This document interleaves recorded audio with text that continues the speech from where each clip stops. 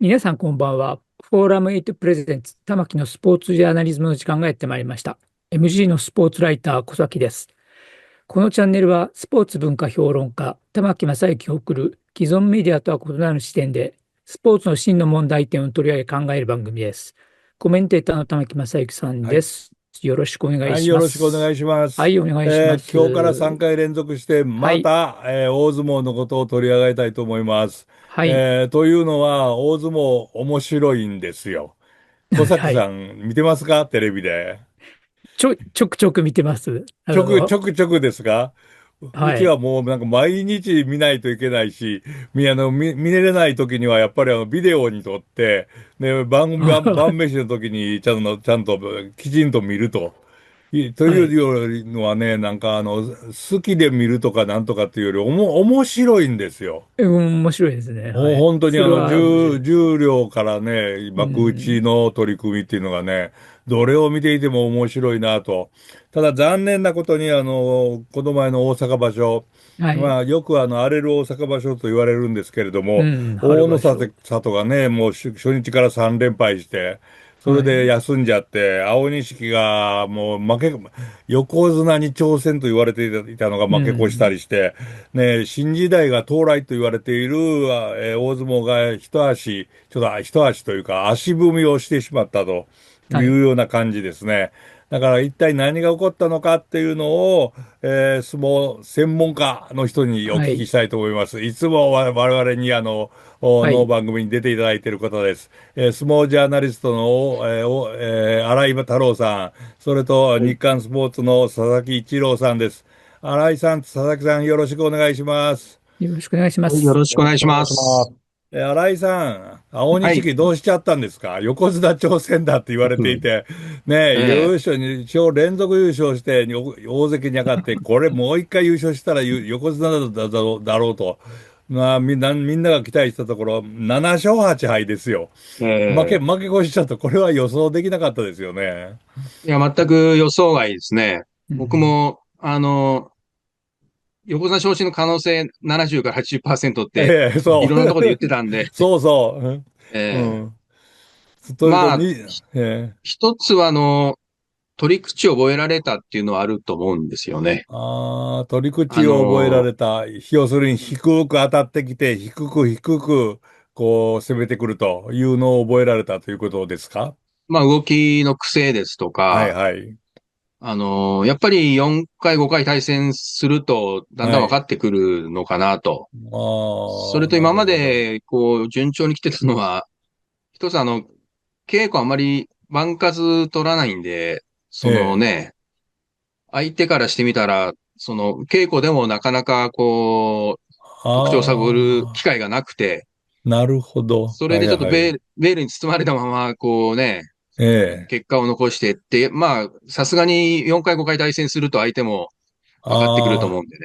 あ、なるほそういうど。ところもあるんじゃないかなと思いました。要するに力士の稽古、大相撲の力士の稽古っていうのは、それこそ出稽古といって他の、部はい。屋に行ってやったりとか、いろんえな、力士と何回もやりますよね。でえも、青ええ錦関っていうのは、どちらかというと、なんか YouTube を見たりとか、分うん。析をしたりとか、昔の相撲を。ええなんかそんな話はよく聞くけれども、要するに稽古の数が少なかった。相手もわからなかったってことなんでしょうね。そうですそうです。か？まあ、巡業行っても、相撲を取る稽古じゃなくて、もうもっぱえら体作りだったんで、へ相手としてもえ、肌を合わせる機会がなくて、なるまあ場所前ほど。の出稽古でもう1日10番も取るか取らないかっていう感じだったんで、ああ、そうですおー。か。ええなんかあれですね、人間的にはいい人みたいだけども、傾向的には嫌なやつですね、それは。まあ、隠してたんですか体作ね。りの方に重点を置いているというね。ああ、そうですか。うそれがん、だまあ、んだん、取り口が相手に読まれてきたというような感じが出てきたなという感じですかね。そうですね。まあ、今後はちょっとやり方変えていくんじゃないですか。ああ、錦自身がですか？そうそ、ええなるほど。そこに曲がり角に来たっていう感じですね。はい。はい。はい。佐々木さん、どうはい。ですか今の新井さんの意見を聞かれて、青錦関のことは？そうですね。私も横綱に昇進する可能性かなり高いと思っていたので、ええ、今回の場所で言うと最大のびっくりでしたね。びっこんなくりですね、やっ展開はちょっとぱりね。想像もしてなかったですね。はい。うん。これやっぱり原因はどうなんでしょうか？今、新井さんが言われたように、相手にやっぱり読まれ始めたというところが大きいですかね。そうですね。それももちろんあると思います。あとは、ええ、これ本人がはっきり言わないのでわからないんですけれども、ええ。どっかやっぱり怪我があったんじゃないかなというのもちょっと想像されまああ、すね。なるほどね。いや、どの辺がっていう予想はできないですか？わかりやすいところで言うと、まあ、え場所の中盤から後半にかけて、その左足の親指あたりを、え、ええ。ちょっとセット履くのも苦労したりだとかしているような場面はあったことは間違いおー。ないんですけれどえも、え、まあ、他のお相撲さんもそうですけど、あまり自ええ。分がここが痛いとかっていうことはああ、言わないです言わないね。ので、はい。はっきりしたところはわからないんですけれどえも、え。なかなか足の踏ん張りの効かなさとかを見ると、おー。やっぱりどっか痛いとこあったんじゃないかなっていうのが、なんとなくこれも想像でしかないんですけどね、はいはい。感じました、そこは。なるほどね。まあ、そういうこともあったみたいですけれども、新井さん、なんか私の聞いたところによると、青錦関の、親しくしている日本人のお父さんが二人いて、そのうちはい。の一人の方が亡くなられたと、結構精神的なショックもあったんではないかなんてことをちょっとこう漏れ伝え聞いたんですけれども、どうなんですあか、新井さん？まあ、突然だったんでね、ええ。はい。ちょっと、びっくりしたんですけども、なんか日まあ、どうなんですか本人ですごね。く親しくされていて、日本人には日本の中には二人のお父さんがいるとかっていうことで、一人は関西大学でしたっけの、名前をいただいた方ですよね。新田という、下の名まあ、前を。関西大学相撲部の元キャプテンですね。そうですね。それはい。ともう一人の方がおられて、その方が何か交通事故か何かで突然亡くなられたということがあったんで、精神的にも痛手があったんではないかって言った人からちょっと伝え聞いたんあですけれども、ーその影響なんていうのも考えられますかね？まあ、土俵に上がったらそこは関係はないと思うんですけどもあ、そうね。ですか。まあ、わかりませんけど、そこは。はい、はい。わかりますけどね。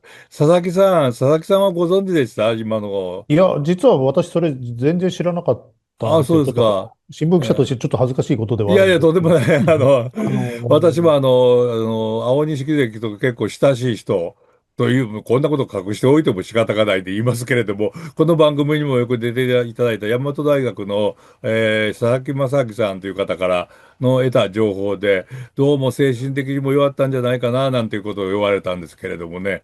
まあ、そんなことがあったかなかったかはわからないけれども、どうですか？まあ、力士がそんなこと言っちゃいけないよということで終わっていい問題でしょうね。多分これは。はい。そう思いうんます。はい、そうですか。佐々木さんもそれでよろしいですか？そうですね、そこら辺の切り替えというか、はい。メンタルの強さは青錦関結構ある人だと思ってなるほど。るので、それをはい。引きずって何かこう相撲に影響するっていうのは、まあ、彼のキャラクターからすると考えにく考いようなえられない。気はしますけどね。なるほどね。そしたら、新井さん、7勝8はい。敗で、なんか、突然横綱候補が角番になっちゃいましたけども、やっぱり来場所からは、こう、切り替えてきますかね？その辺はいかがですか？うん。いや、もう当然、はい。切り替えていええ、くと思います。なるほど。やっぱこれが、まあ、大関の地位のね、難はい。しいとこだと思うんですよね。おー。まあ、世間から見たらね、ええ。二場所に一回勝ち越せばいいじゃないかってそう思ってるそうそう。かもしれないけども、なるほど。やっぱえり綱取りの大関でも負け越したり怪我したら、チャンスが一転してピンチになるわけで、え。はいはいはい。なかなか、過酷な地位だと思いますよ。なるほどね。そうですえね。まあ、青錦的には頑張ってもらうとして、佐々木さん、大野里さんはどうしたんですかね、横綱は？そうですね。これもすごくびっくりしたことの一つなんびっですけれくりですども、ね。まさか3はい。連敗はないなと思ったんですけれども、負けちゃいそうですね。ましたね。そうですね。だからまあ、なんか、やっぱあったんですか？なんか、腕に故障を抱えてるっていうことも、なんか言われたりするんですけれども。そうですね。まあ、休場した理由の、まあ、提出した診断書によるとなんですけれども、まあ、はい。左肩の関節の脱臼ということなので、はい。まあ、これはつまり九州場所の13日目の青錦戦で痛めた左の肩が、うまだやっぱり完全ではーん。なかったのかなというのはい。が、一番想像できるところではありますね。どうなんですか？これ、それは心配になるんですけど、もう次の5月場所にも響いてくるようなことあるんですかね？これが結構難しいところで、ええ。やっぱり師匠の元稀勢の里の二所ノはい。関親方も、まあ、大胸筋のすごく大怪我をああ、経験されているので、そうですちゃんね。と治さないと本当に歴史生命に関わるってことは重々してとも承知の上での、はい。歩みだったと思うんですけれどうも、ん。それがなかなかやっぱりうまくいってないということなんうん。だと思うんですよ。なるほど。私は本当休場しないと思ってたんですよね。うん。というのもやっぱり初場所も、やっぱり、その左肩の影響で稽古が十分じゃなかった中、はい。苦しんでどうにか10勝を挙げて、まあはい、一つはい。大きないい経験になったっていうところうが、まあん。1う月の初ん。場所だったわけなんですよね。うん、なるほですので、ど。まあそれを踏まえての3月場所だったとすると、これはもう一気にまた、優勝争い絡んでくるんじゃないかなと思うってただけにちょん。っとびっくりしましたね。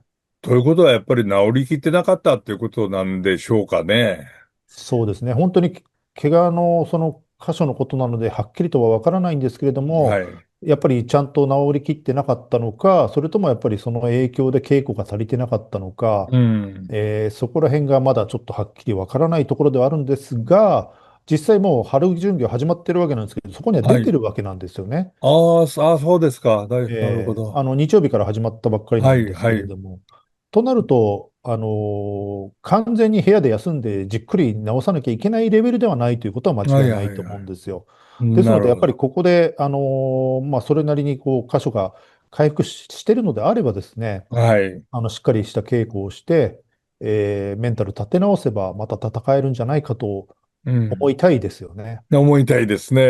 ぜひえとも思いたいですね。新井さんどうですか？大野里関。それこそ、新しい、大相撲の新時代が来るという時の、はい。真ん中にいる、ど真ん中にいる、その、役者の一人大役者の一人ですよね。その彼が3そうですね。連敗して、それから4日目に不戦負けで、うん。4連敗で休んじゃったと。これはないですよね、予想としては。そうですね。まあ、巡業出るっていうことは、そこまで、こう、深刻な怪我ではないのかではない。なと想うん。像はするんですけどうも、まあ、だん。としたら、やっぱりどっかにこうね、再発の恐れがあって左がなかなか思い切って使えないああ、から得意のもう相撲左が。の流れとか体のバランスも崩しての3連敗だったのかなと。なるほど。うん。まあ特に横綱ですからね、こう初はい。日から3連敗すると、まあどうしてもこうそれは、ね、矢面に立つというかね、それはもう問題ですよね。苦しくなりますからね。うん。まあ、うん。そういうことであれば、まあ巡業でね、はい。徐々にこう、左を使いながら慣らしていって、うん。まあ、そこで、まあ、心身ともにね、立て直しうん。ていってもらいたいなと思いますけども。そこでまあ、大野里がもうダメだった、青錦も、こう、負け越してしまったっていうならば、もう一人の横綱、豊昇龍が、もう横綱でまだ優勝していないので、今度ここでドーンと飛び出して真ん中にっていうふうに思っていたら、負けちゃいましたね、結構。11勝4敗は、まあ、横綱として合格と言っていいのかどうかわかりませんが、なかなか優勝できないと。新井さん、これは何かどうなんですかね？本当なら大野里と豊昇龍で二大横綱に周りが挑戦してくるような形が一番、なんて言いますか、形としてはいいんじゃないですか？それがなかなか作れませんね。まあ、やっぱり前半の取りこぼしですよね。これがやっぱりあ最後まで響いてたのと、あ、はい、まああと、まあちょっと中盤からこう、相撲にはい。本来のね、力強さはがい。出てきたんですけどはも、い。まあ、霧島戦はちょっとあまりにも雑うな攻めでしん。たよね。ああ、そう、やっぱりそうですか。やっぱうん、り。うまあ、ん。そこでちょっともう、まあ、負けて気持ちが、まあ、あ、ここで勝ってれば、うん。えー、2敗でね、追いつくとこだっはい。たんですけども、なるほまあ、ど。ちょっとあまりにも拙速なうん。攻めだったなと思いますね。なるほどね。ねえ、佐々木さんはいかがですか？豊昇龍関の今までの、なんていうか、横綱の歩みというもの、やっぱりちょっと物足りないという感じがするんですが、いかがですかね？そうですね。今場所もまあ優勝争いには絡んでいたので、まあ、最はい。低限の仕事は十分果たしたと思うんですけれども、ええ。やっぱり終盤の戦いぶりは、ちょっと残念な感じでしたね。太郎さんもおっしゃうん。った通り、霧島戦の動きっていうのはちょっとどうしたのかなうってん。いう感じだったですし、うん。あとやっぱり一番がっかりしちゃったのはその14日目ですよね。はい。まあ、霧島の優勝が決まった日ではあるんですけれども、はい。霧島がまあ負けてですね、あはい。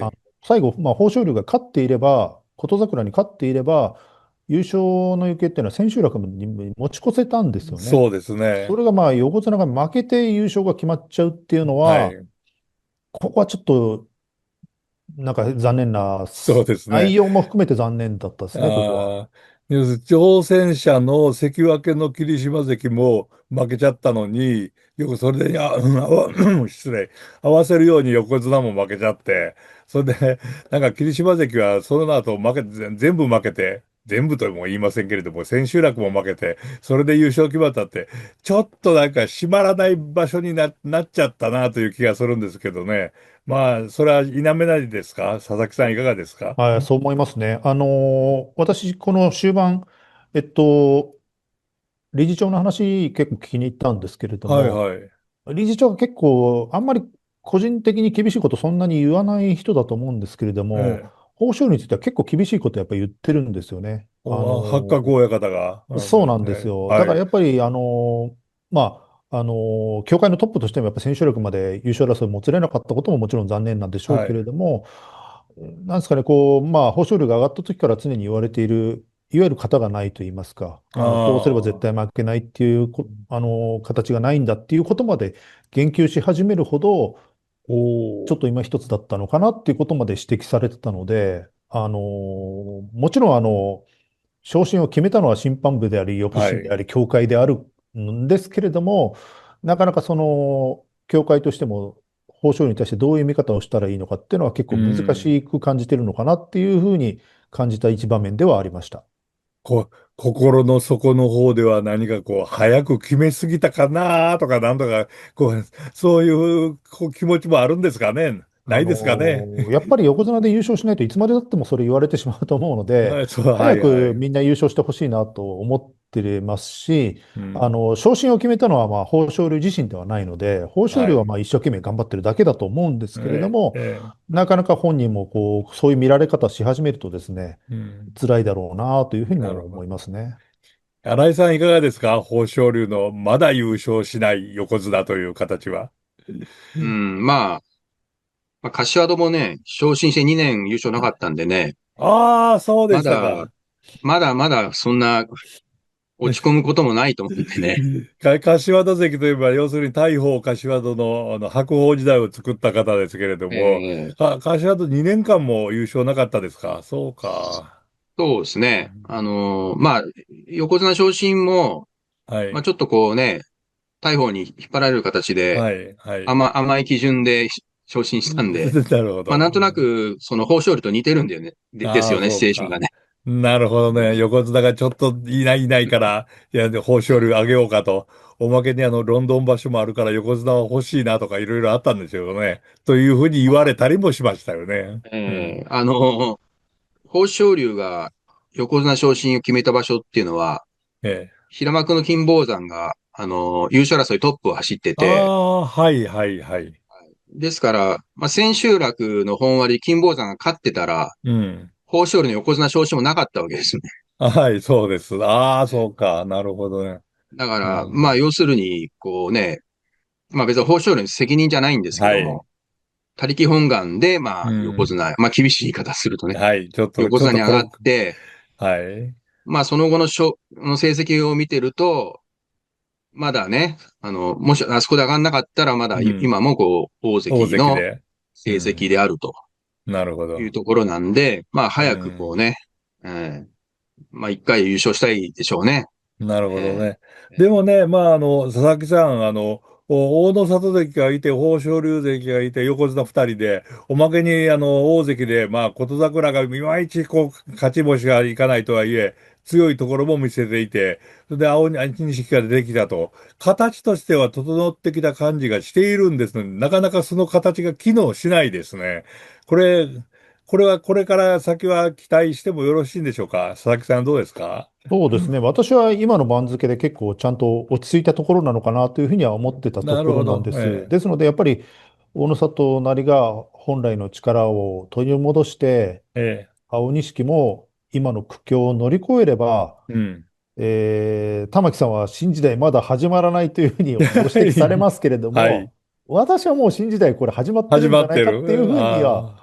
思ってるんですけどね。どうでしょうか。形としては始まってると。はい。なるほど。なかなかいまいち機能しないと私はそっちの方を見てしまったっていう感じですかね。なるほどね。でも、本当に最近の大相撲はそれでも面白くって、いろんな力士が活躍しています。私は特にもう藤の川にはもう惚れ込んじゃったっていうかもう素晴らしいなと思いましたけれども。さあ、次回からは、その新しい力士と一体どんな活躍をするんだろうと。小兵力士も結構出てきましたし、そういう新時代にふさわしい力士の話をしてもらいたいと思います。新井さんも佐々木さんも次回もまたよろしくお願いしますね。よし。お願いしまはい、す。よろしくお願いします。はい。皆さんご覧いただきありがとうございました。次回のフォーラム8プレゼンツ、玉木のスポーツジャーナリズムは、今週のテーマ、大相撲大阪場所を振り返る、新時代はまだ始まらないのエピソード2、霧島の復活、藤の川原、小兵の活躍、新時代を担うのは誰かです。引き続き、新井さん、佐々木さんとともにお送りします。それでは皆さん、次のエピソードでお会いしましょう。さようなら。